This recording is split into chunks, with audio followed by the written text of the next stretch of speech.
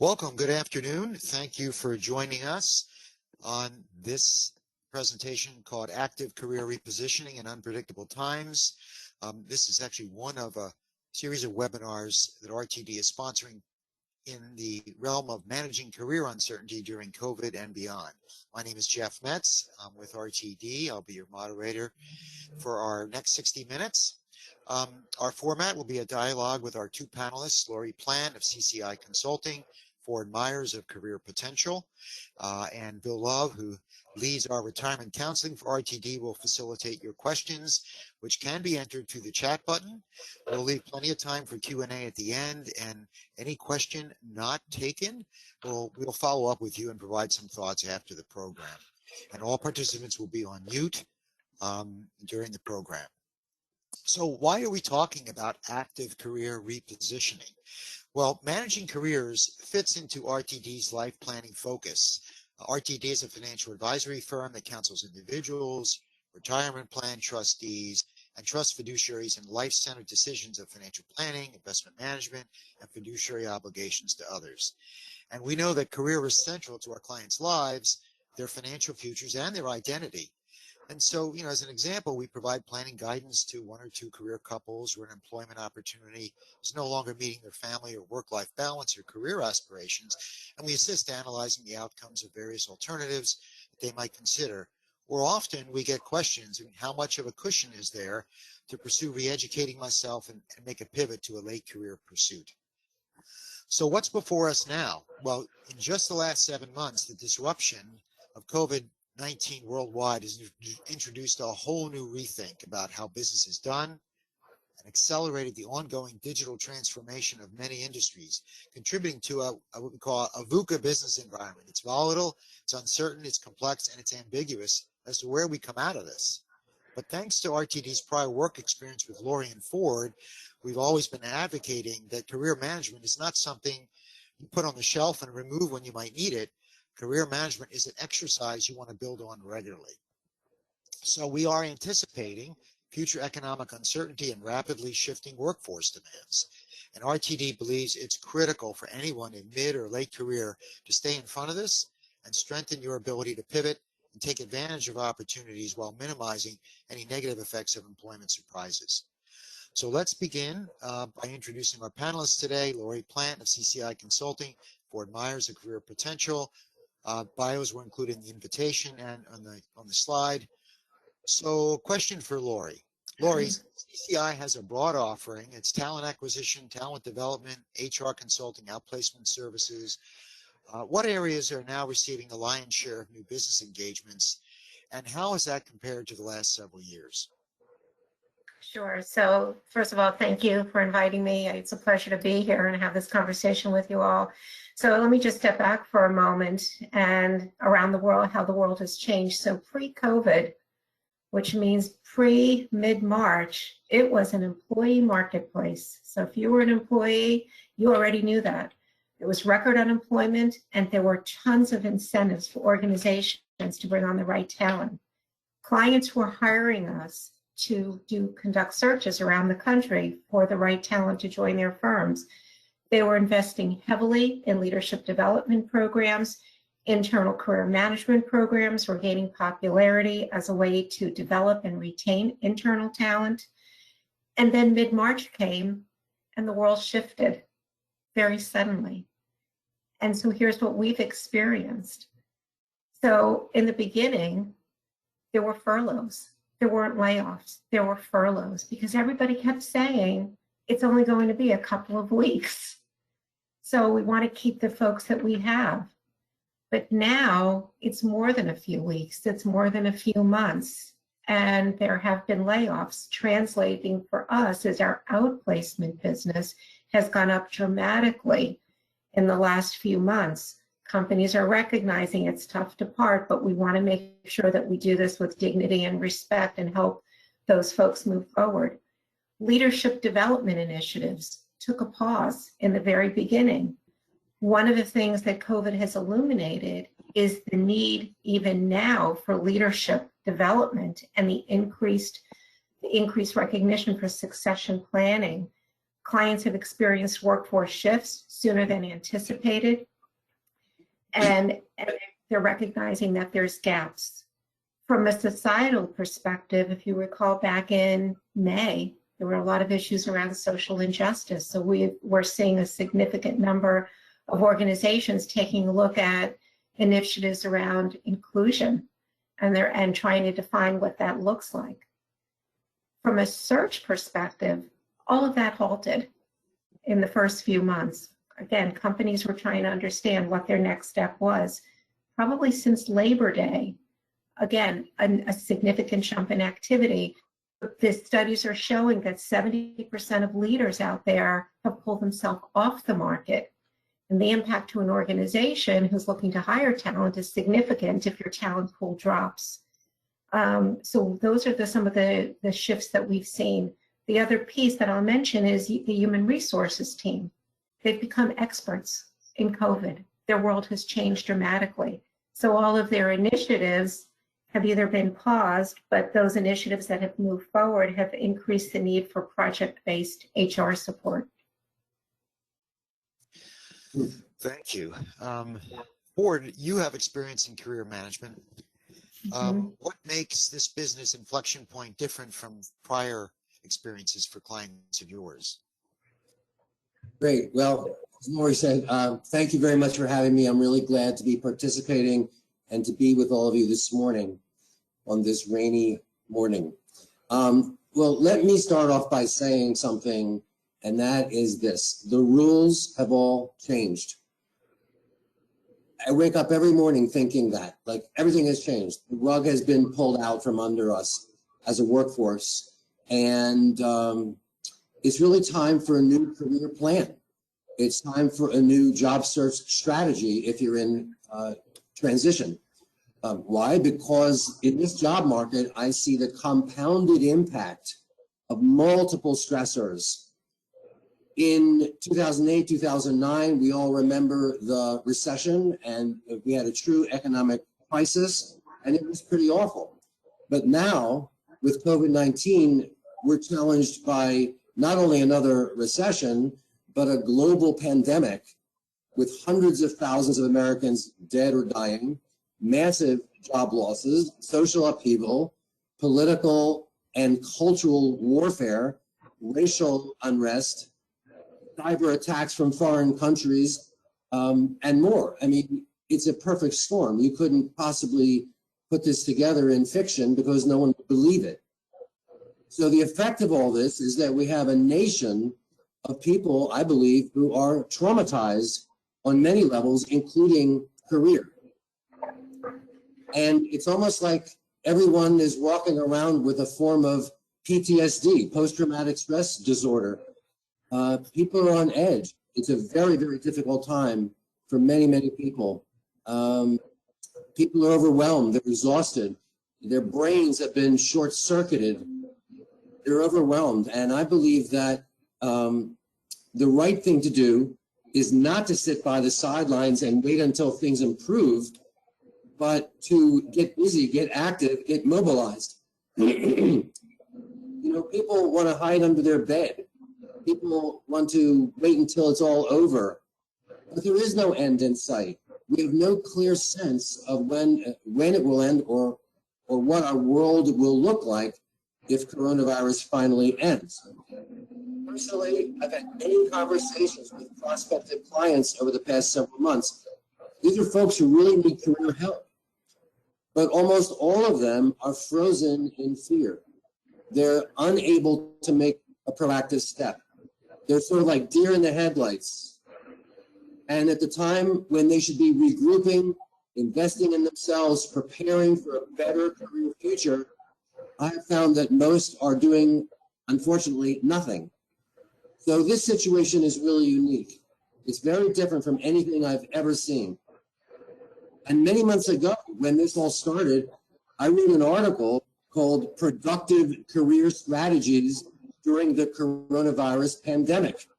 And it was a very practical, step-by-step article that gives suggestions and ideas of, you know, how to cope and how to do better during this terrible period from a career perspective. it's a very difficult time. It's very confusing. As I said, the rules have changed. People really need help. They need to regroup. They need to rethink.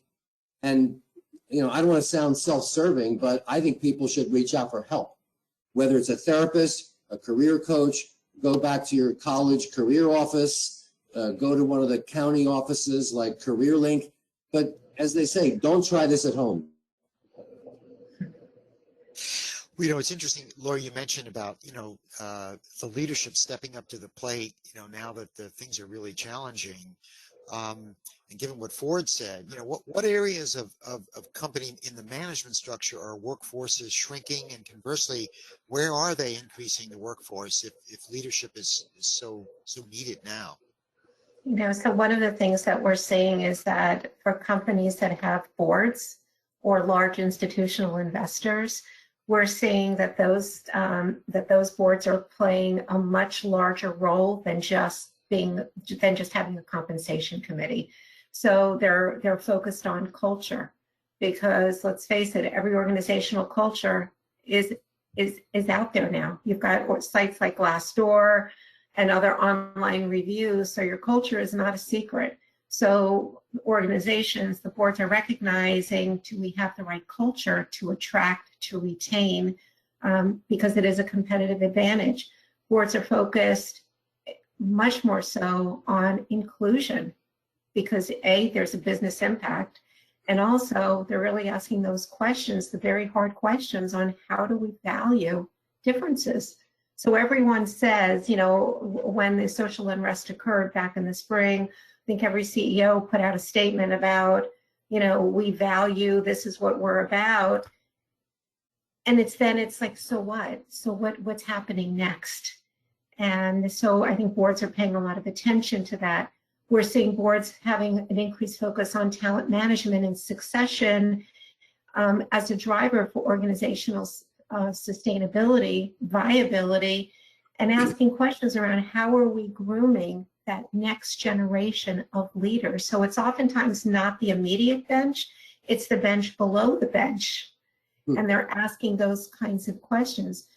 The focus on compensation is also shifting to pay equity and taking a look at, do the compensation decisions support the human capital structure? And if there are inequities, how do we remediate those? So those are some of the things that we're seeing. We're also seeing, you know, from a workforce perspective, some people are exiting out sooner because the thought of going back, there is either health risk for themselves or for family members, and they don't want to put themselves in those situations, or perhaps their role involved travel. So we're seeing folks exiting or making those kinds of decisions. Again, it's a talent management strategy. As many of you have been reading, the issues around women leaving the workforce, for all the issues around childcare and homeschooling and, you know, being a productive employee or a leader, and they're saying, you know what, I have to make a choice. So that's some of the things that we're seeing. Yeah. And I guess, you know, Ford and Lauri both, from a standpoint, you know, Philadelphia area has a lot of healthcare content as large employers. Are you seeing, are their strategies different than what you just described? Because they're, you know, there's a heavy concentration in that area right now. Lauri, that's for you. Well, I think with healthcare too, many of the healthcare institutions have these boards, and I think, and there's a number of them that are very savvy and that are really asking these questions because, you know, they're competing in essence for the same talent pool. And unless you're bringing talent in from outside of the region, which is costly, and yet it's also popular for certain positions, a lot of these boards are asking these questions. Yeah. Jeff, can I add a couple of comments about this? Please, please. You asked about you know, company management structure and shrinking of the workforce and so on. So let me just say, I'm not an expert on workforce statistics, but I do believe that companies are generally continuing to strip out positions in middle management. Also, plenty of jobs that used to be full-time staff positions have been transitioned to contract or temp roles because this is often more cost effective for employers. In addition, companies are really becoming hyper-focused right now on productivity and profitability of every single job. So if one job is on the asset side of the balance sheet and another job winds up on the liability side of the balance sheet, well, guess which one is going to be cut? So this is truer now than ever as companies are really forced to go lean and mean just to survive in this tough environment. Now, jobs that can be done remotely are expanding, whereas jobs that need to be done in traditional office settings, I think, are decreasing in number. And also, with the current acceleration of technology, which is really happening now, you know, one of the side effects of this pandemic is this huge acceleration of technologies. But with this acceleration, a lot of jobs that used to be done with human hands will continue moving towards automation with things like robots, artificial intelligence, and so on. Jeff, this is Bill. There's a question in the chat that is in line with what Ford was saying. Ford, is this, and Lauri, is this a good time to change industries? Let me take that quickly. The answer is no, not unless you need to or are forced to or really want to. You know, I don't think this is a time to shake things up more than necessary. They're already shaken up enough without any help from us. So unless there's a compelling reason to change careers at this point, if it's within your choice, within your power, my advice would be to stay with what you know, what you do, where you are, where you have track record, where you have credibility. So unless you're forced or unless you have a very powerful reason to change, my advice would be leave well enough alone. And just to piggyback on what Ford said, make sure you do your homework. All right. If you do need to shift industries, there are industries that are constricting and there are industries that are expanding. So do your homework. Well, people that might be in corporate functions may say, well, it doesn't matter because I'm in a corporate function, I can go into any industry. It does matter because it matters from if they're going to invest in you, in your own development. Are you going to be obsolete in a few years? Are you going to be on another job search in a year from now? So I would say do your homework. That's right. And also, you know, employers, like I said, they're being more careful than ever. They're being really cautious about making hiring decisions. Why would they take a chance to hire someone from a completely other industry when they have a list of people with industry experience waiting to take that job? So I just don't think it's a good strategy right now overall to change fields. Thanks, Lauri and Ford. So, you know, you both mentioned, you know, given the shift away from a central office, how have the cultures changed and how do people maintain their visibility?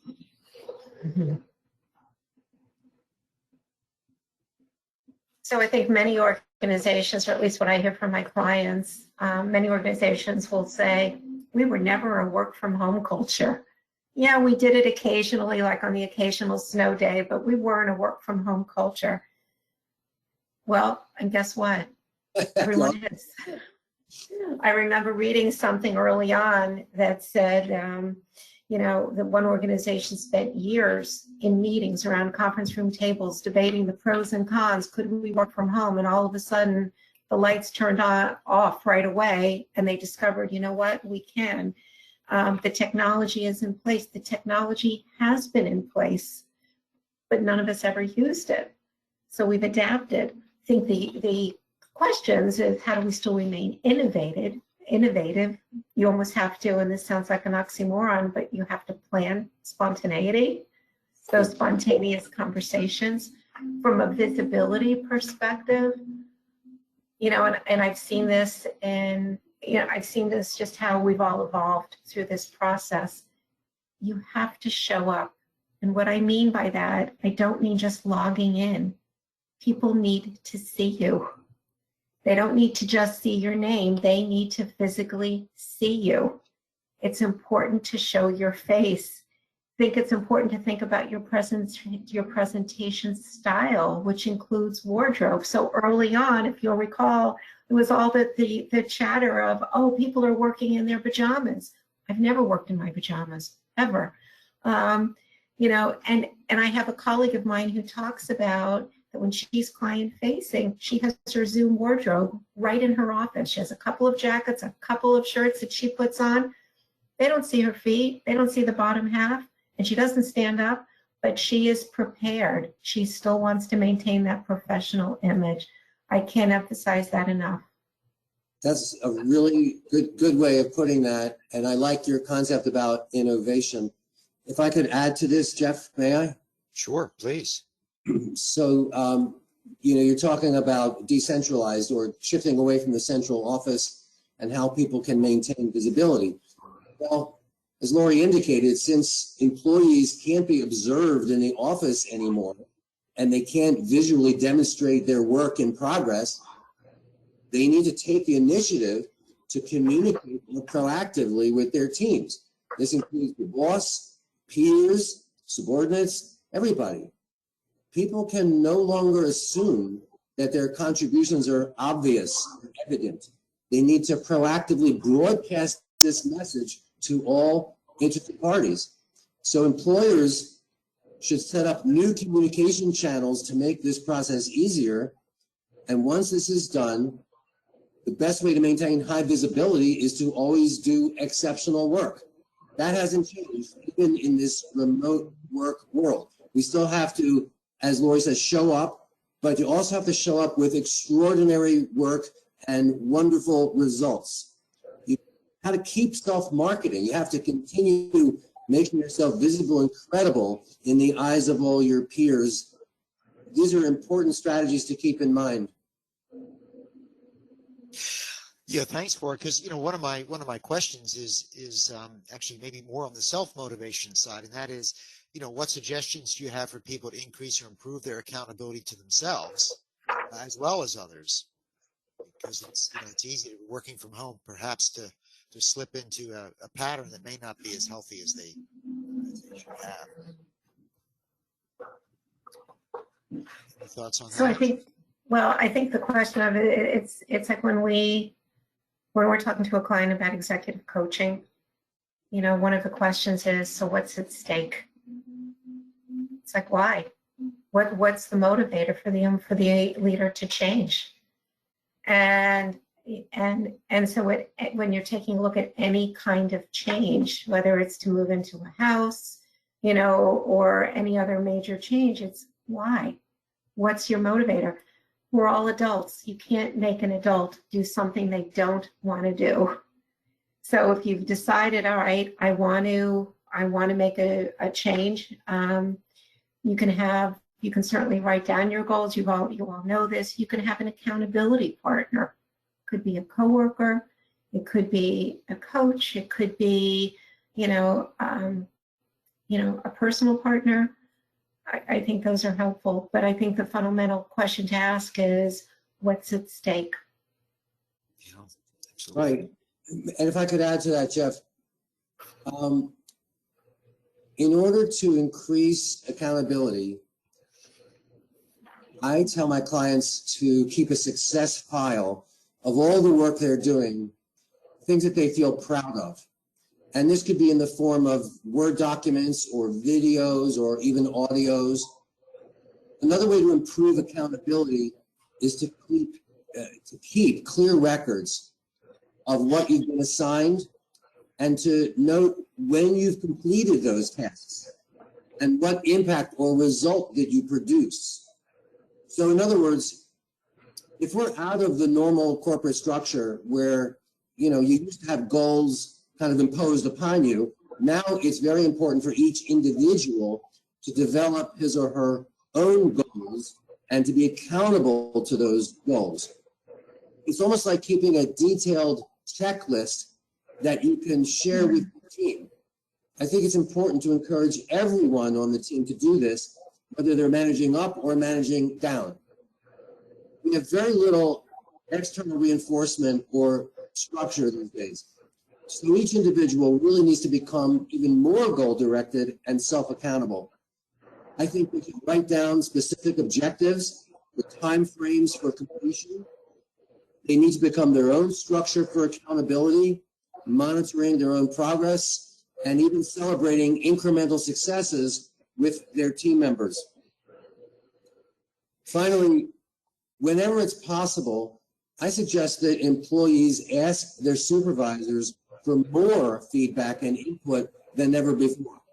And ideally, this should be formally scheduled at regular intervals, not random or haphazard. This seems like a lot, perhaps, to ask of a supervisor, but I think that it's incredibly helpful if they actually do this. And if I can just comment for it, it's actually one of the trends. So the old trend was you'd sit down once a year with your supervisor. I mean, who remembers what you did, 11 months ago? So now you're seeing organizations meeting with their teams, meeting with their leaders on a monthly basis. We do that at CCI. And, we celebrate the successes on a monthly basis. If there's a course correction, but we're having those conversations. Yeah, it's kind of counterintuitive. People think, oh, well, I'm working at home. I'm sort of out in left field. Nobody knows me. Nobody cares. I'm way out here in the boondocks. Well, that's not how it should be. We need to put more emphasis on constant feedback, more accountability, try to create structure where possible. So I hope that employers understand this. Great suggestions. In fact, that sort of ties into, if you were looking for a job with another employer, how best to communicate your value to a prospective employer, particularly, if you're looking for a new position, maybe in the same field. But, perhaps if they don't have that kind of environment where it's been recorded and communicated and they're meeting regularly as a team, what suggestions do you have for prospective employers if you're out there looking? You mean to convey your value to the employer? Conveying your value to a prospective employer. Well, look, I hate to sound like a broken record, but I'm a big believer in not just presenting a handsome resume, but having a host of wonderful accomplishment stories. See, the employer only cares about one thing, which is what can you do for me today? How can you hit the ground running and add value immediately? And that translates directly into accomplishment stories. How did you add value to previous employers? What problems did you solve? What results did you produce? How specifically did you go about it operationally?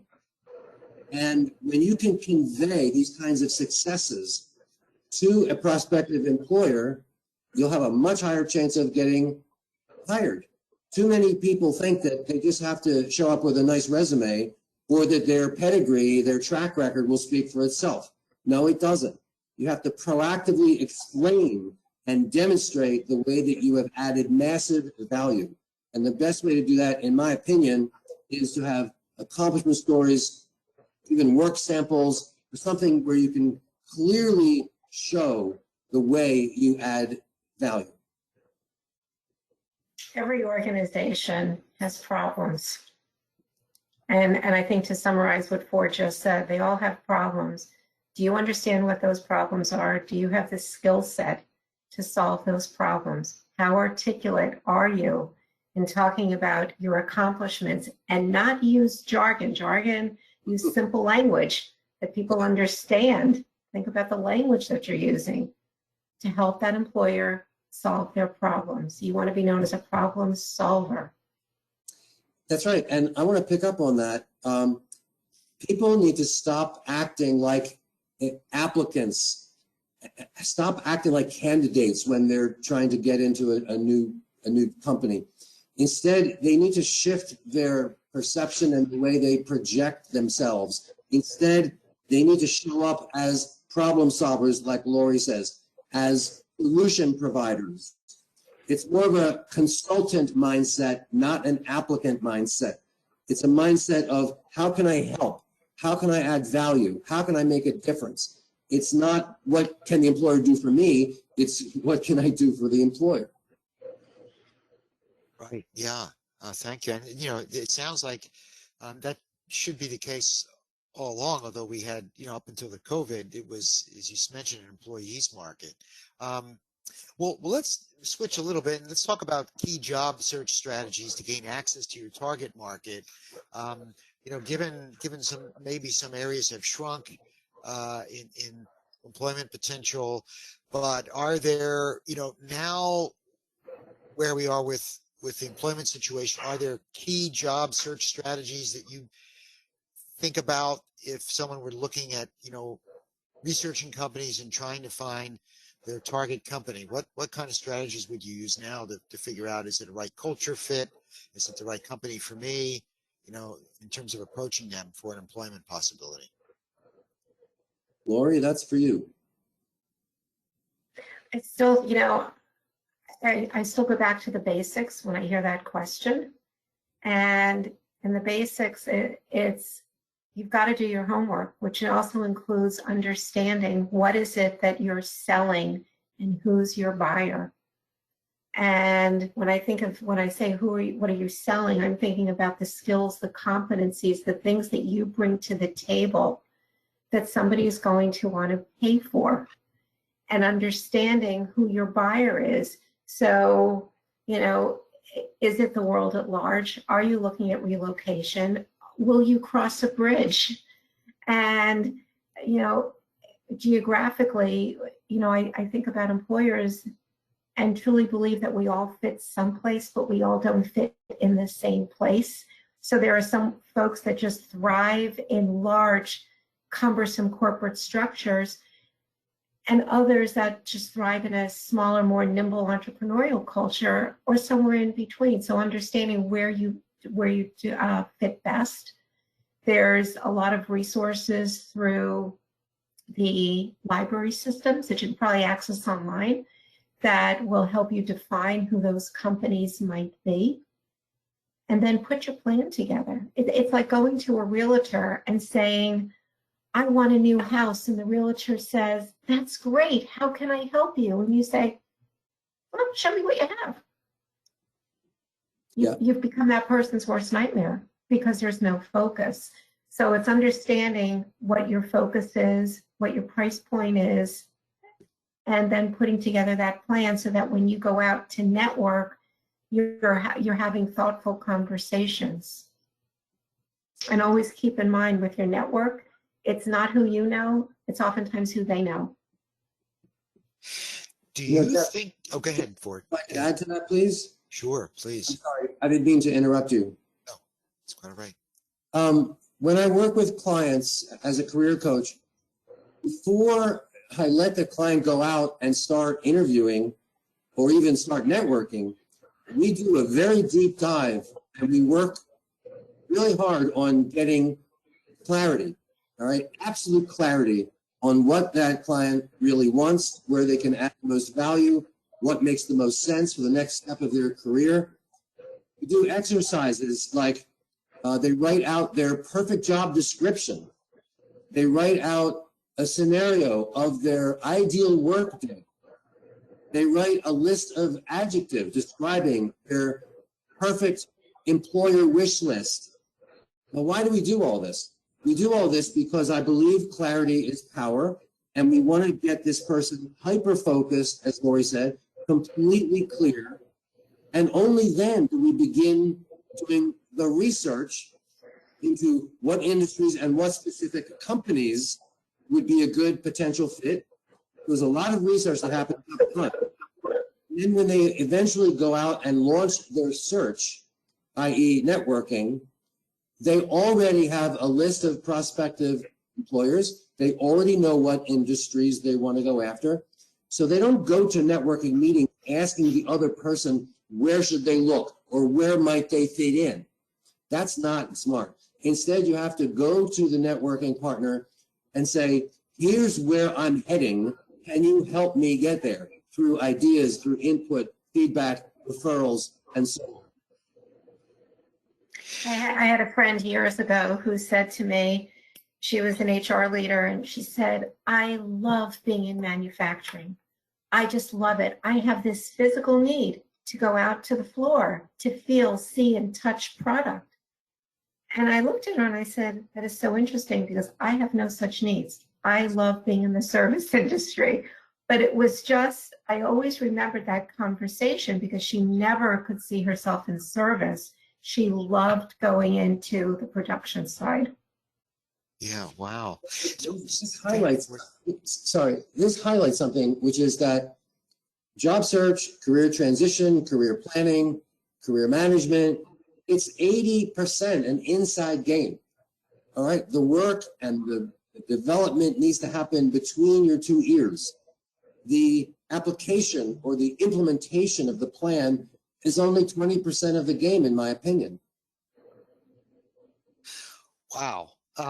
So I have a follow-up on that idea, Ford. But before I ask, do you both see? I mean, now that geography, with the virtual work environment, do you see that being relaxed as far as potential employers out there? I mean, have they just said, forget geography at this point? We're virtual now. We can select from a talent pool anywhere in the country. Are you finding that that's the case or not? We're seeing that. We're definitely seeing that. And again, probably not so much the beginning of the year, but I think work from home is also, as many of you know, has translated into work from anywhere. And again, if you take a look at everything that we've talked about, the visibility, the internal talent strategies, it's for smart organizations, the talent pool then has opened up broadly. So it's no longer necessarily somebody from the Southern New Jersey, Greater Philadelphia market. It's, gee, you know what, I can, I could consider somebody in Boston or North Carolina, or, it's really opened up a market. I received a job lead yesterday from somebody for a role in Raleigh, and the person doesn't necessarily need to reside in North Carolina. Yeah, Right. I've seen a loosening of those structures too. It's not so restricted anymore. So obviously, if it's a job that requires physical presence, like building something on a shop floor, of course, you have to relocate.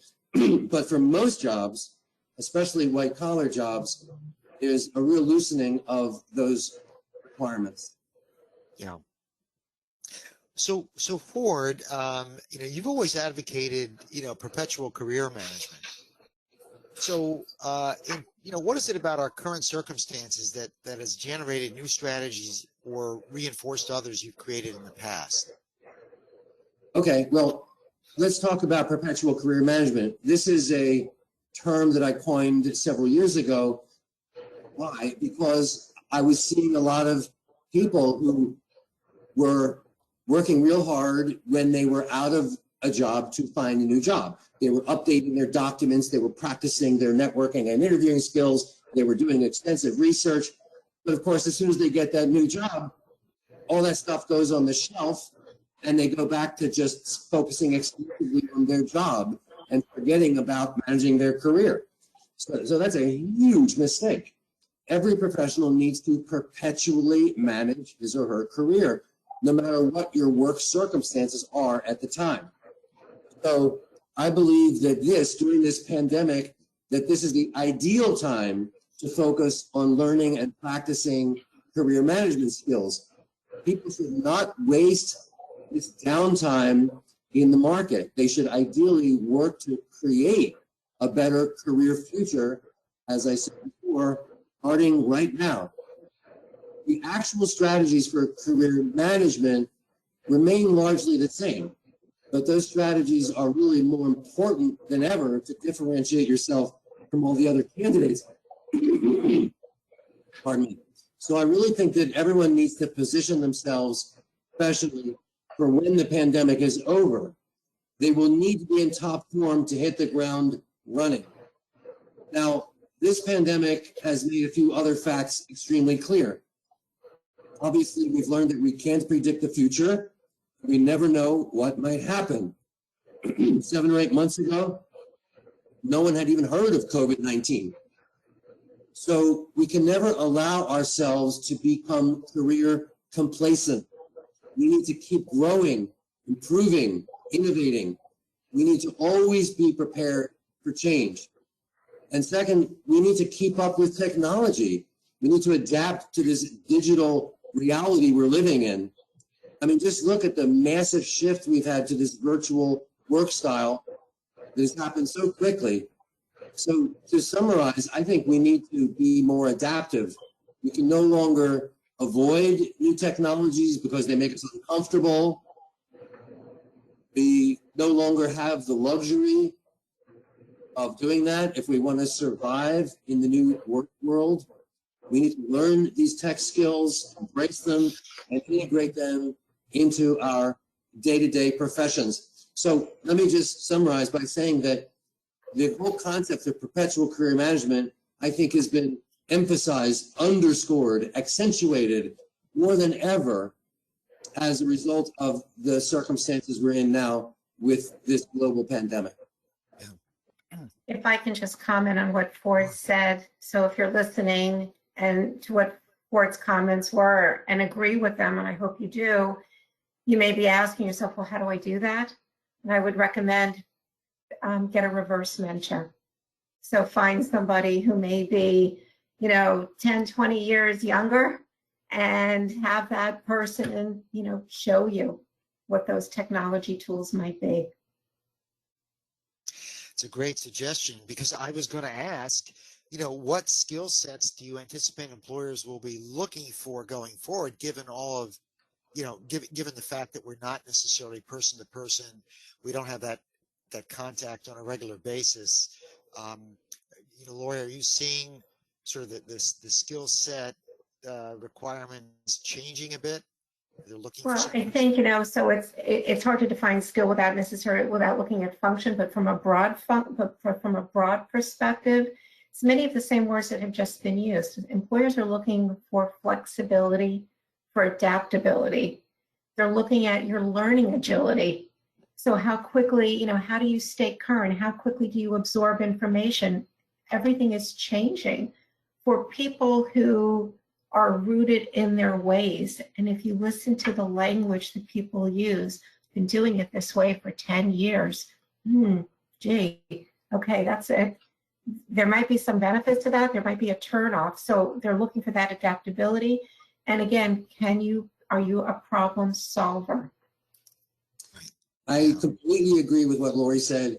And I'll add that aside from the critical trade skills and technical skills that we just mentioned, I agree that employers will be focusing on many of the soft skills. The pace of change has accelerated in this pandemic world. So skills such as adaptability, flexibility, agility, resiliency, all of these will be key moving forward. Also, advanced skills in team building and organization and communication will be valued to help manage these distributed workforces. Thanks, Ford and Lauri. So, thinking about career planning, we're, for people that are maybe 10 years away from when they thought they would retire, and maybe a concern about what comes next, early part of next year, if the economy stays depressed, what should they be doing, in terms of, again, improving their skills? Are there specific things they should be looking for, whether it's coursework or, seminars? What kinds of things would you suggest for those people who are sort of mid to late career? Jeff, I just want to clarify, you're asking as they look at retirement or from a career planning? From a career planning, they're 10 years away. I mean, they thought they would be working for another 10 years, but maybe they won't. So what can they do to make themselves as valuable as possible, for this next leg of their time horizon? Yeah. Or do you want to start? Sure. Thank you. Well, for someone like that who's toward the end of their career looking toward retirement, I think they should be reviewing their retirement and financial plans in detail and making adjustments as needed. This is one of those times when it's essential to do a thorough examination and update all their planning documents. People would be wise to get expert counsel from their financial planners, retirement coaches, estate attorneys, insurance advisors, and so on. Ideally, all these advisors will work cooperatively on the individual's behalf to provide a unified, consistent plan. People will also need to be bold. People in that situation that you described, Jeff, they will need to be bold because they may be faced with making some big changes, such as delayed retirement dates and postponed Social Security claiming. And from a career standpoint, I believe a thorough review needs to be done here too. Folks should engage a career coach or a career buddy or join a career group to do a sort of reality test. They need to ask questions like, does the career or the job they had before still make sense now? Will they need to delay retirement, work longer than they had planned? Should they change their resumes and their LinkedIn profiles to convey skills and qualifications that will be more relevant as they move forward? And as awful as this pandemic is, I think it can serve as a lesson to become more marketable, more competitive, and more employable in a post-pandemic world.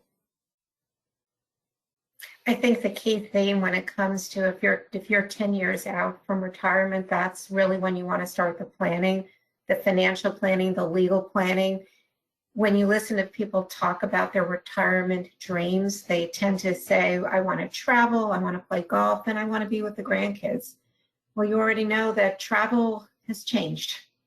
You can't always golf 12 months out of the year.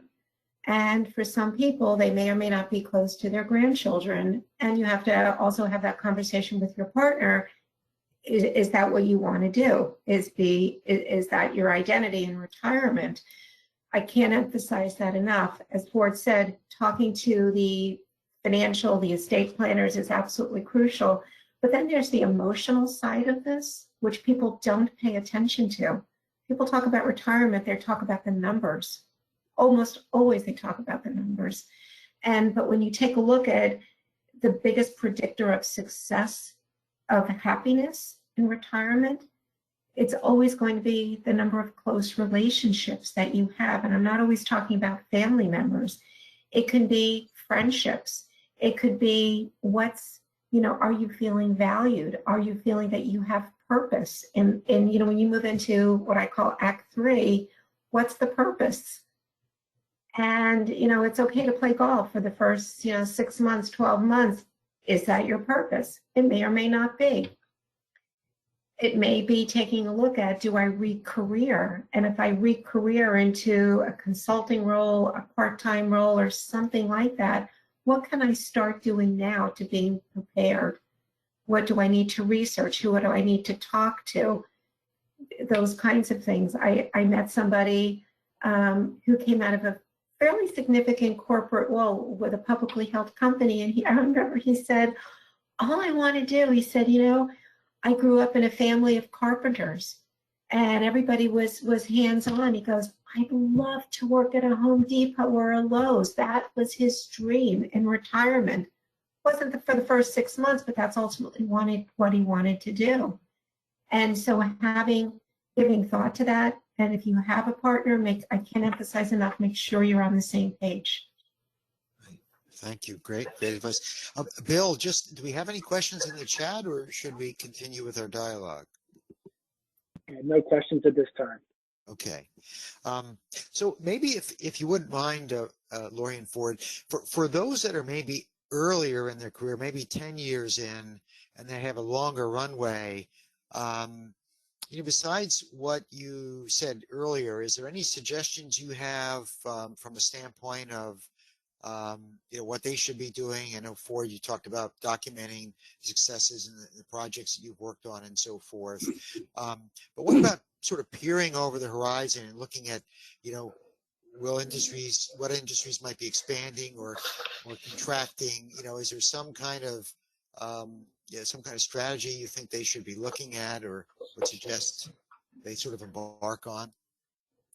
Well, if I may, for people who are earlier in their career, maybe just 5 or 10 years working in the workforce, my suggestion would be to learn everything you can from this experience of living through the coronavirus pandemic. In other words, use this as a lesson in adaptability and overcoming adversity. So don't be defeated or cynical.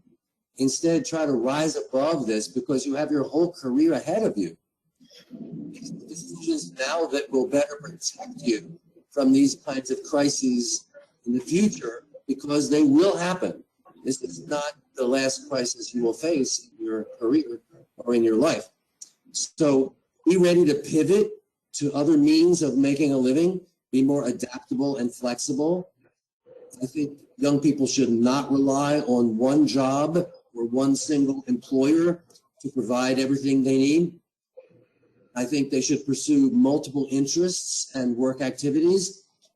They should consider developing multiple streams of income. For these younger workers, what I'm suggesting is, frankly, a more independent, more entrepreneurial mindset where they'll have more control over their career circumstances and outcomes. Lauri may be more conversant on what industries are expanding or impacting, but those are my suggestions. Well, I also think that if you're a young professional, it's always healthy to take a step back periodically and look in the rearview mirror. And if you've graduated from any school, trade school, college, whatever, more than 10 years ago, your education may be obsolete, no matter where you went. So ask yourself, am I current? Have I taken advantage of any certification programs? Is it time to go back to school? What have I done to build my network? And to Ford's comment, no employer is hiring you saying, come join us. We promise nothing will ever change. The assumption is things do change. We've seen it in spades this year. So, and this goes into how do I stay marketable? Keep your skills current, keep your education current, build your network. It's easier now, actually, in so many ways to build that network because all of the professional groups that used to have either the breakfast meetings, the evening meetings, well, now everybody's online. Everybody's is having it through Zoom. So all of a sudden it opens up an opportunity to participate. Again, you have to show up. You have to think about how you're coming across and take advantage of the situation. But take stock, identify where those gaps might be, and also take a look at what you've done really, really well and think about how do I build upon that? So it's not always looking at the deficiencies, but looking at what those strengths are and asking yourself, how do I make that, how do I build upon that even more so? And, earlier in the conversation, we talked about leadership development, and companies were emphasizing that, and they still are as we go through the crisis. So thinking strategically, where does leadership development fit in from from an employee and employer sort of relationship? Do you see, Lauri, that they're maintaining coaches to do leadership development with people that they want to groom and bring through that development track, and do you see it sort of reaching down into beyond middle management? Is it getting lower in the workforce areas? Sure. So at the beginning, when all of this started, leadership development had the natural pause like everything else did. And what we're seeing, it has absolutely picked up because, again, the spotlight has absolutely illustrated, illuminated, if you will, who really needs the development, who was able to pivot, who was a deer in the headlights, it has absolutely shined the light. We're in conversations now with clients who said, we put a pause on everything, but 2021 we can't. There's one client we're in conversations with, they're starting a leadership academy for 2021. And they're looking at going several layers down in the organization with different approaches. So I think as you look at leadership development, it's never one size fits all. It's around what does the organization need, and different levels need different strategies. But we're seeing a lot of conversation in that space right now. You know, there's a saying, and I remember reading this on LinkedIn, and I never forgot it. It says, "Oh my gosh, what if I spend the money on developing my people and they leave?" And the reverse side of that is, well, what if I don't develop them and they stay? Right. I read that too. It's a great one. It's a great one. That's the fastest way for an organization to become obsolete and subsequently to be acquired. Yeah. Yeah. So is that sort of, tie into the idea of having career capital at your firm and building strength and resilience and making sure that you've got that disseminated throughout your employees and your employee population? I think the companies, and I think there are several clients of mine that are very savvy in this regard. They're very good. If you think about career capital, it's defined as the skills, the connections, and the credentials that an employee brings for their job. So early on in your career, it just might be whatever credentials you have. As you go further into your career, it is going to be those connections. It's going to be, the enhanced skills, etc. So you're taking a look at that holistically, that entire package. So that's what employers, the savvy ones, are developing. And if you're an employee and you have an organization who says, we're offering these, be the first one to sign up. Absolutely, because you'd never know what that impact is going to be. It sends a message to an employer if you sign up. It sends a message to an employer if you choose not to. Right. Yeah. If I could add to that, Jeff, you mentioned the term career capital. And I have often said that no employer wants to hire a candidate whose intellectual capital is stale. So what does that mean? It means that candidates must arm themselves with fresh career capital consistently. One of the biggest factors in perpetual career management is continuous learning and professional development. So it's essential that every professional consistently pursue new skills, new knowledge. They could do this through webinars, classes, books, audio programs. This could lead to new certifications or new degrees when possible. As they say, knowledge is power. So this is how you build strength in your career.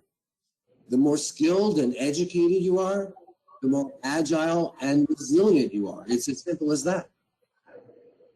Right. Well, thank you. Thank you, Lauri and Ford. I guess, Bill, if we don't have any questions, maybe we'll just go, because it's getting to the top of the hour, maybe we'll just go to our takeaways. And no questions. Okay. All right. Thank you. So I guess, the takeaways that we mentioned were options. You have a broader array of options are going to have the most success in finding the path out of whatever uncertainty there is, regardless of the scenario that plays out in the future. And urgency, don't wait, as both Lauri and Ford were saying, don't wait to see how things play out. You need to shake yourself out of your paralysis, do the planning now in order to create these options for yourself. And agency, you may not be able to, we talk about changing the future. We may not be able to change the future, but we can certainly nudge our own future in a direction that makes the most sense for each of us. So we hope you've enjoyed the program. If you have questions and find it valuable, you want to have a complimentary meeting with an RTD advisor or from an organizational perspective, Lauri or Ford, for specific career management concerns, here's their contact information. Please go ahead and contact them directly. We want to thank you for being on our webinar this afternoon. Certainly big thank yous for Lauri and Ford for being on our panel and presenting. And then we do have a follow-up webinar called Retire, Rewire, Filling Identity and Financial Gaps After Job Loss. That'll be on Tuesday, January 19th, and we'll send out invitations for that. So thank you all again for participating this afternoon, and we look forward to seeing you soon. Thank you. Thank you. Very much. Bye-bye all. Stay well. Stay well.